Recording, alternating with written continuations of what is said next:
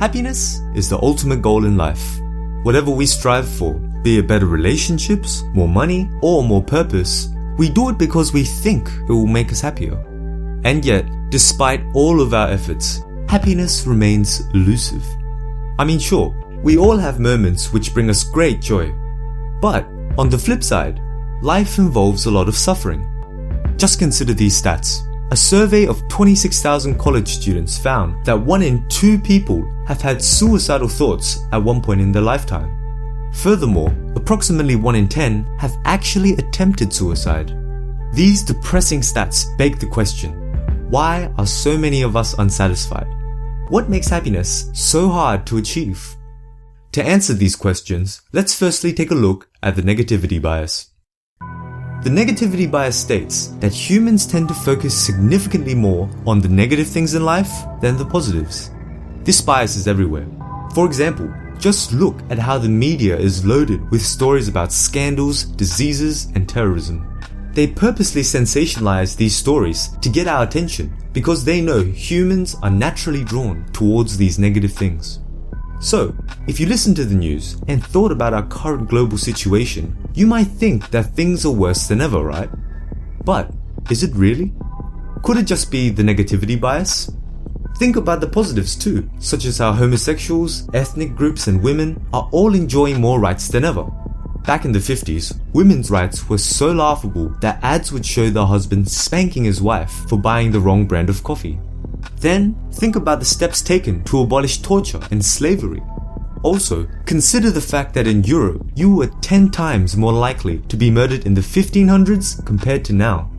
The reality is, we are in a much safer and more humane society than ever. And yet, we can't help but focus on the weight of the negatives and overlook the positives. But there is an evolutionary reason for this. By focusing more on the negatives, we could spot threats more easily. Those with their heads up in the clouds were more likely to be unprepared for a threat and hence die. So, over time, our brain has adapted, giving more attention to the negatives at the expense of happy thoughts. However, if you continue looking from an evolutionary perspective, you can find an even bigger reason for why happiness is so hard to achieve. To show you, let's imagine you were a caveman who was easily pleased. All it took was one achievement and you were happy for the rest of your life. You wouldn't be very motivated to make any more progress, right? But what if you were a caveman who wasn't easily pleased? Yes, you still got happiness out of a successful hunt, but afterwards, the happiness wore out. This caveman is the one who had the motivation to achieve more and get further in life. And in a world of scarce resources, only the greedy and powerful could survive. So, through natural selection, we have been molded into creatures that are never happy with what we have and are always aiming higher. In fact, psychology suggests that we have a natural baseline for happiness. This means no matter how happy or sad something makes us feel in the moment, on average, we return back to this baseline.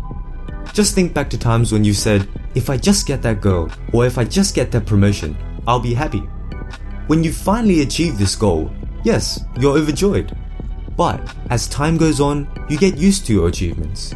You start focusing on other areas of your life which are lacking, no longer paying attention to the goal you've only just completed. And just like that, you're back to your baseline. Even really positive events only have a short-lived impact on happiness. Consider this experiment where researchers compared lottery winners to paraplegics. Think about how happy you'd be if you suddenly won $1 million and how depressed you'd be if you suddenly became paralyzed. Yet, psychologists measured how happy these people were a year after the event on a scale from 0 to 5. Lottery winners on average rated their lives a 4, which was only a point higher than those who had become paralyzed.